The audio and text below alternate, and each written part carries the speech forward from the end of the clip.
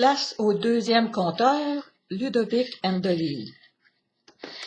Qui vient d'Afrique et qui est un conteur professionnel avec son beau costume et qui va nous raconter une histoire, une légende ou un conte, je ne sais pas.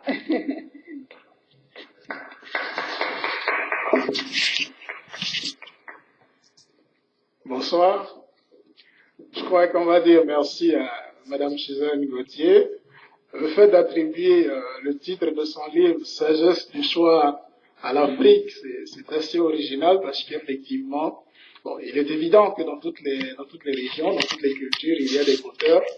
Et nous autres qui venons spécialement d'Afrique, nous qui avions vécu dans les petits villages autour de nos grands-parents, grands-mères, grands-pères, je veux dire, on a eu ce plaisir effectivement d'entendre des contes.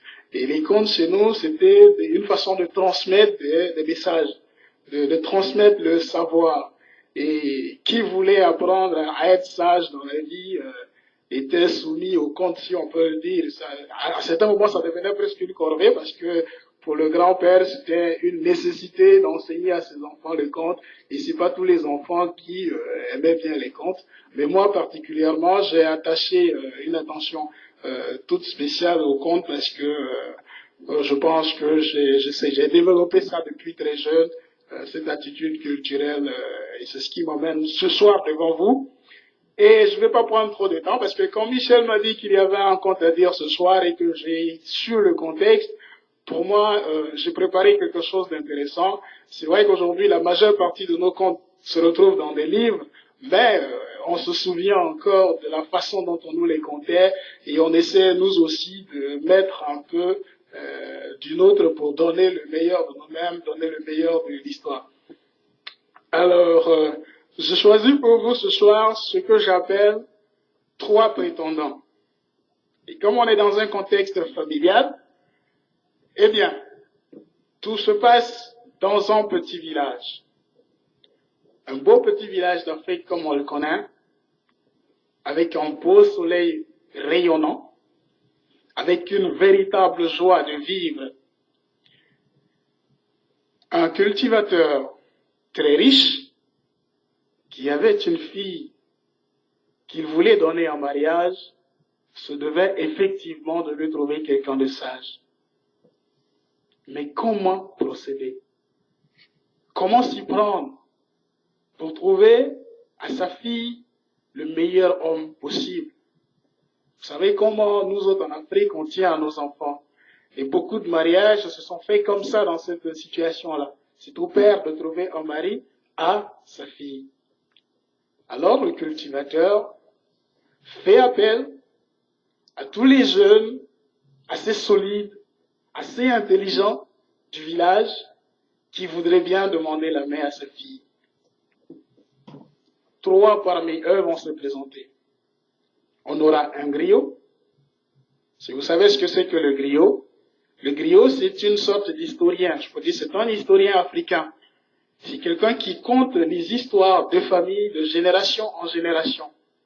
Généralement, on trouve des griots au service des familles royales, par exemple. Ou alors des grandes familles, si on prend le cas chez les Mandingues, par exemple, les grandes familles ont tous des griots qui leur racontent les histoires de génération à génération. Ok? Donc on avait un griot, on avait un forgeron et on avait un pasteur. Voilà 3 messieurs qui voudraient bien épouser, la fille du riche cultivateur. Alors, il fallait commencer à faire des cadeaux, puisque chez nous, quand on veut épouser une femme, c'est le garçon qui dote. Alors, le garçon doit faire de très beaux cadeaux et de nombreux cadeaux à sa belle famille, afin de paraître le meilleur des hommes possible. Alors, nos 3 personnes vont commencer à offrir des cadeaux à la belle famille. Le griot va offrir à sa belle famille une belle maison construite par lui-même qui sera vraiment extraordinaire. Une très, très belle maison. Le forgeron, lui, il va offrir tout ce qu'il y a de plus beau dans sa forgerie. Le pasteur a lui, à son tour aussi, offert un très beau cadeau, un collier d'or, des colliers d'or faits dans de l'or africain, comme si vous avez une image déjà de ce que c'est que l'or africain. un très beau collier fait dans de l'or africain qu'il a offert à sa belle famille. Alors, nos 3 personnes vont continuellement faire des cadeaux, faire des cadeaux, faire des cadeaux. Et les cadeaux sont tous si beaux que le riche cultivateur n'arrive toujours pas à trouver parmi les 3 celui à qui il donnerait sa fille. Que faire? Si ça ne vous dérange pas, nous allons prendre une petite pause, parce que chez nous, les contes se disent toujours avec de belles pauses musicales, et je voudrais bien qu'on chante quelque chose ensemble, ok, si ça ne vous dérange pas. Je vais peut-être entonner, et puis ensemble, on va trouver quelque chose, ok? Bien. Grand-père me dit que Québécois c'est mon frère, Africain c'est mon frère, nous sommes tous des bons frères. Ça peut aller? Vous voulez que je dise ça? Bon, je vais vous reprendre ça. Grand-père me dit que Québécois c'est mon frère, Africain c'est mon frère, nous sommes tous des bons frères. Ok? Donc j'entonne encore une fois et on chante ensemble. Grand-père me dit que Québécois c'est mon frère, Africain c'est mon frère, nous sommes tous des bons frères. Ça peut aller? Donc on y va.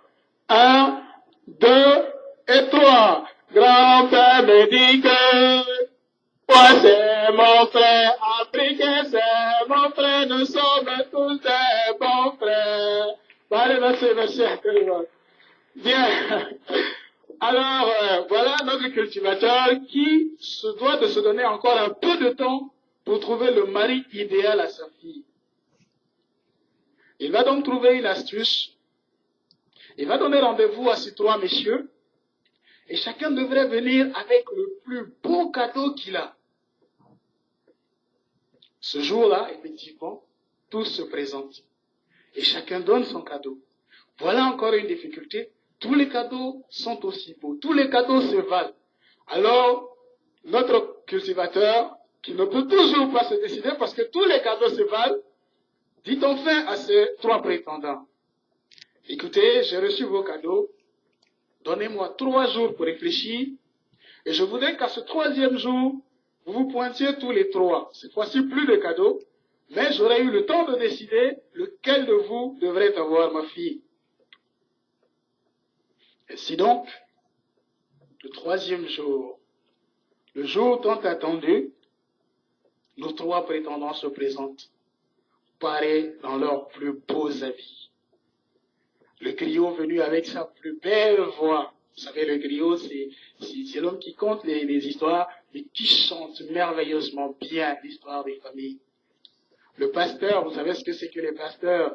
Ils ont aussi de belles voix parce qu'ils passent leur temps à dire des sermons que l'on se plaît bien à écouter.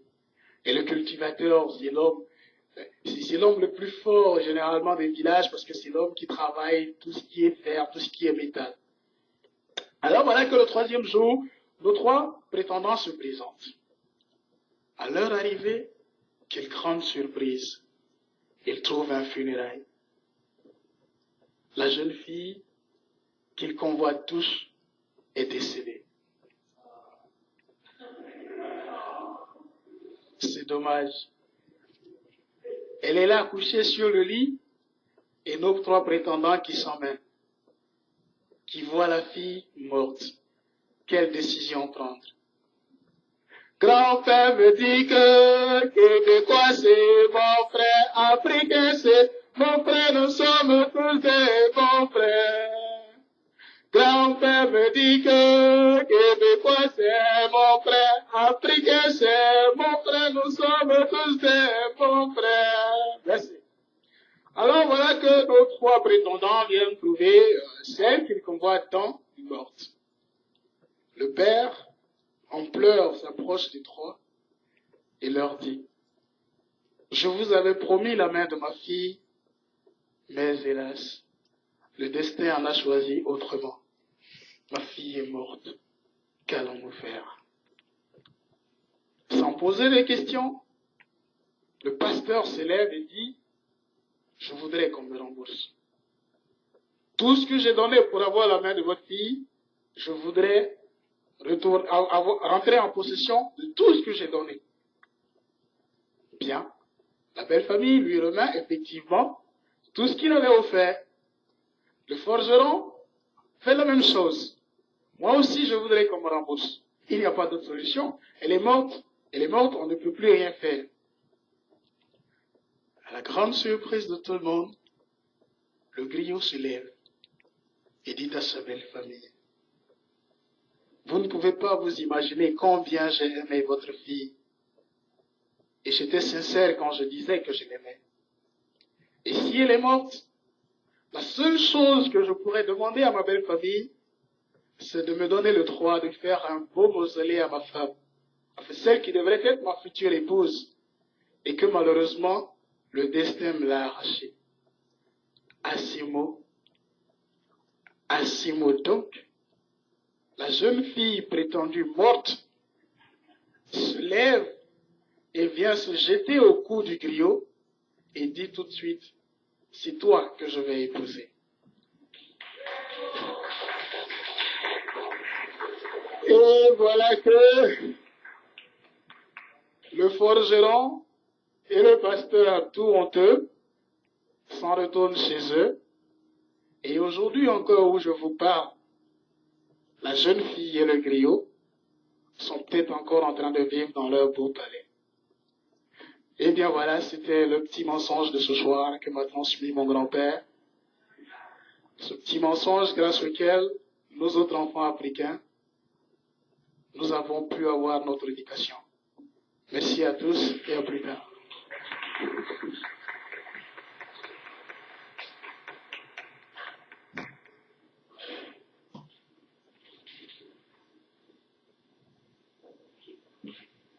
Et maintenant, dans son beau costume, je vous présente Christine Koyontian, qui vient d'Arménie, mais qui est au Québec depuis 40 ans. Hein? Alors, Christine,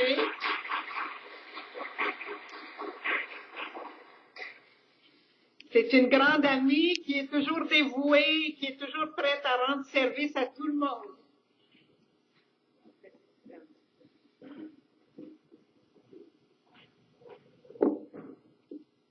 Bonjour. Est-ce que vous regardez mon visage, mes cheveux blancs, blanchis, gris, ou bien mon costume? Dites-moi la vérité. Bon, plus près. Si vous regardez mon visage, bien sûr, je suis grand-mère, des cheveux gris. Si vous regardez ma petite taille, si je suis petite, mais très agile, don't worry, je suis agile. Si vous regardez mon costume, oui, en effet, c'est un costume national. C'est un costume des mariés. Vous voyez les petits médaillons. J'ai payé 5 sous chacun de ces médaillons. Mais dans le temps, ils étaient en or. C'était des cadeaux que les beaux-parents ou l'époux faisaient à la mariée. Comme dans le temps, il n'y avait pas de banque, alors les gens portaient librement leurs bijoux. Bien sûr, c'est pas pour cacher dans l'armoire, c'était pour montrer, puisque ça montre une classe, la richesse. Eh bien, chez nous, on le mettait comme ça, là, tout autour. Ça, c'était la banque, c'était le coffre bijoux, si vous voulez. Alors, les voiles, bien sûr, ça c'est l'humilité, etc. Ça, vous le savez fort bien. Le apron, le tablier, ça c'est à peu près dans toutes les coutumes orientales de l'Europe de l'Est, y compris l'Arménie, etc. Alors, vous voulez m'écouter? Je suis là pour vous. Et pour commencer, merci à Suzanne, puisque j'ai eu l'occasion en même temps de rencontrer d'autres braves gens, des Hindous, un Vietnamien. Je suis moi-même une personne d'horizon très très large. J'ai beaucoup d'amis québécois, québécoises, et beaucoup d'autres. Je connais beaucoup d'Italiens. Je les aime beaucoup, et autres. Alors, permettez-moi de commencer mon conte. Bien sûr, les contes chez nous, il y a toujours une idée philosophique. Le contexte est quelquefois politique, et quelquefois philosophique. Et alors, cette fois-ci, là, j'ai choisi une goutte de miel. C'est plutôt la goutte de miel. Et pourquoi Pourquoi la goutte de miel? Parce que c'est une petite story, c'est un petit conte que les enfants apprennent à l'école à cause de l'auteur. L'auteur, c'est Hovhannes Toomayan. Toomayan, qui a vécu au siècle dernier, c'était peut-être le premier qui a déterré, si vous voulez, les différentes littératures. Et alors, nous autres, nous sommes des adultes. Bien sûr, l'enfant, il voit ça autrement, mais nous, comme adultes, nous voyons ça autrement. C'est à vous de faire la philosophie dessus. Mais moi, je vais vous raconter avec l'œil d'un enfant. Est-ce que je m'exprime bien? Oui. Une petite épicerie où on vend des friandises. L'épicier est là. Il ouvre la porte, c'est le matin de bonne heure. Un berger qui arrive, c'est son premier client. Le berger qui arrive avec un bâton, sa peau d'ours, le grand chien. Bonjour, monsieur l'épicier. Bonjour. Avez-vous du miel? Oui, certainement. Oh, mon miel, c'est le meilleur. C'est fait par ici, par là. J'en ai beaucoup. Combien désirez-vous? Oh, il dit, j'ai amené mon petit jar. Le voilà, vous allez remplir le pot et je vous paye. Avec plaisir. Bon, mais alors l'épicier prend une louche pour prendre une petite portion de miel, du tonnelet, pour verser dans le pot de son client. Et tout en versant, tout à coup, il y a une petite goutte qui déborde de la louche et qui tombe par terre. Une goutte de miel. Tout à coup, une insecte, what's the fly? Fly? Une mouche, oui. Une mouche, il s'approche, il s'envole en piqué sur la goutte de bien sucré. Le chat est là, il voit le mouvement, il s'approche, puis avec sa patte, il tue la mouche. Mais le chien du berger, il est là aussi. Il voit un autre mouvement, vous savez, le chat et le chien, qu'est-ce que c'est? Bon, le chien qui arrive, il aboie, alors c'est la grande menace d'une petite lutte entre chat et chien. Mais oui, mais le chien, il mord le chat meurt. Oui, mais le chien, il devient enragé tout au coup, parce que l'épicier lui dit, toi chien, brute, sauvage, tu as tué mon minou. Tu vas voir, mon minou était très important à cause des souris, etc. Tu l'as tué. Attends, je vais te montrer qu'est-ce que c'est de tuer. Le voilà, avec une autre planche, il bat le chien. Le chien, il est mort aussi. Mais là, le berger, tu as tué mon chien. Malheureux, toi, je vais te montrer qu'est-ce que c'est que de tuer mon chien. Ça, c'est mon chien de berger, je suis chef de troupeau. Mais qu'est-ce que je vais faire? Alors là, je vais te montrer. Il lui donne un petit poing, un coup de poing. Ah oui? Alors là, l'autre, il commence, il y a du sang tout autour de l'épicier. Mais il y a d'autres clients qui s'amènent, d'autres. Ah mon Dieu, mais qui t'a fait ça? Tu es l'homme le plus paisible, très serviable, aimable du village. Qui t'a fait ça? Mais ça, c'est le berger. Ah, tu viens d'où? Du village prochain. Va-t'en d'ici. On te déteste. Va-t'en. Ça y est, tout le monde avec des bâtons, etc. Alors lui aussi, il meurt. Bien entendu, c'est un conte. Alors les autres clients du même village, ils s'en vont ailleurs. Voyez-vous, un monsieur d'ici qui est venu chez nous, qu'est-ce qu'il a fait? Ça y est, encore une fois, la grande bataille, ça s'enroule, ça devient une grosse affaire. Ça va au village du berger.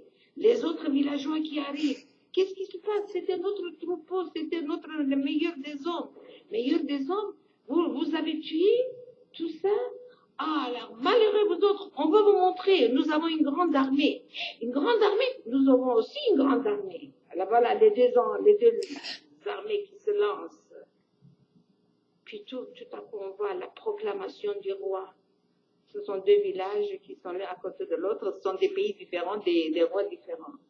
Le roi du berger dit, la grande proclamation pour notre justice et pour notre liberté. Je me demande ce que c'est justice et liberté, mais en tout cas, c'est notre justice et pour liberté, on va conquérir le pays, puis on va montrer qu'est-ce que nous avons comme armée, c'est pour la justice, pour la liberté de notre pays. Avançons, avançons. Mais l'autre roi, il dit, pour l'autre honneur, l'armée est prête pour battre pour notre pays. C'est notre honneur. Voyez-vous les mots honneur, justice, liberté. Encore une fois, ça y est, des canons, des fusils, tout ça, ça devient un champ de bataille. Les belles plaines ou les troupeaux de Boïté, tout ça, là, ça devient vraiment triste. Et ça dure des années et des années et des années. Tout à coup, il y a des survivants qui sont comme ça, qui écoutent au bord du ruisseau. Il y a juste quelques fleurs sauvages qui ont survécu. Une petite marguerite, une petite pâquerette, un pissenlit peut-être. Mais pourquoi tout ça? À cause de quoi? Qu'est-ce qu'on a fait? Toi, tu viens du village prochain, c'est ça? Et moi, je suis née ici, à peine mes parents, mes anciens. Mais qu'est-ce qui se passe? Mais pourquoi donc toute sa bataille? Si on peut construire le monde, la main dans la main, il n'y a que toi et moi, il n'y a personne d'autre. Peut-on recommencer? L'un, bien sûr, l'autre est un peu récalcitrant. Il voit l'autre comme un œil de l'ennemi.